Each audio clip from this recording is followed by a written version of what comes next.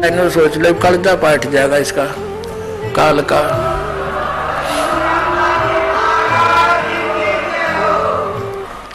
एक भगत बता रहा था, ने बोला जी हमारे गांव में एक जोटा था भैंसा, और वो इतना अंडी पाक रहा था उस गांव में तो उसने कोई दूसरा जोटा छोड़ा ही नहीं था, और आसपास के गांव में भी कोई उसने इधर आ जाता खेतों में तो उसकी इतनी दूर तक उसको मारने के लिए दौड़ता था।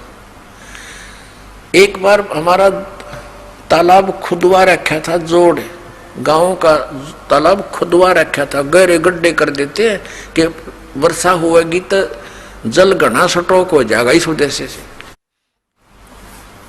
और वो नहर से भरवा रखा था, सरकार से प्रार्थना करके फुल करवा रखा था। तो उसमें क्या हुआ कि ये हाथी वाले आते हैं गांव में दाने कुछ मांगन मुंगन आते, हाथी वाले आ रहे थे, उनने हाथी दोपहर का समय था, हाथी छोड़ दिया जल में कि यूं मस्ती मार लेगा थोड़ी देर। वो हाथी उन तालाब के अंदर गहरे गहरे गड्ढे बनवा रखे थे, खोद रखा था, उनमें सारा डूब गया, थोड़ा सा सर दिखे और एक थोड़ी सी दूरी पर वो सूंड ऊपर कर इतना दिखे। वो जोटा आ गया, वो भैंसा स्नान करने के लिए पानी पीने के लिए। अब उसने देखा कि दूसरा भैंसा कैसे आ गया मेरी जोड़ेक्शन में, इसकी हिम्मत कैसे पड़ गई। उसने हाथी का सिर दिखा था, उसने सोचा यो भी कोई जोटा है भैंसा है, तो उसकी तरफ चला नो खखा के पानी में जल में, अब दो से भी इसको मार डालूंगा।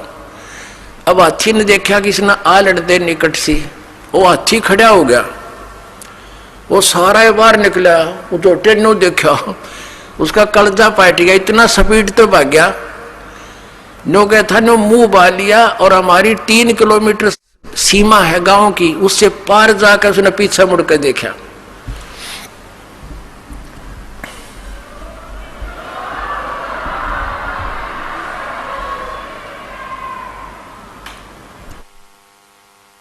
अब कहने का भाव यह है दास का कि उस समर्थ के सामने इस काल की ऐसी स्थिति जानो। अब तक तो ये हमारे ऊपर बहुत प्रभाव जमाए बैठा था, जब इस परमात्मा का ये सच्चा ज्ञान अपने आत्मा, अभी तक तो हमने कबीर जुलाहा दिखा था और वो हाथी का सिर दिखा था। अब ये जुलाहा सारा बाहर निकला, इन्होंने सोच लो कलजा पाट जाएगा इसका काल का।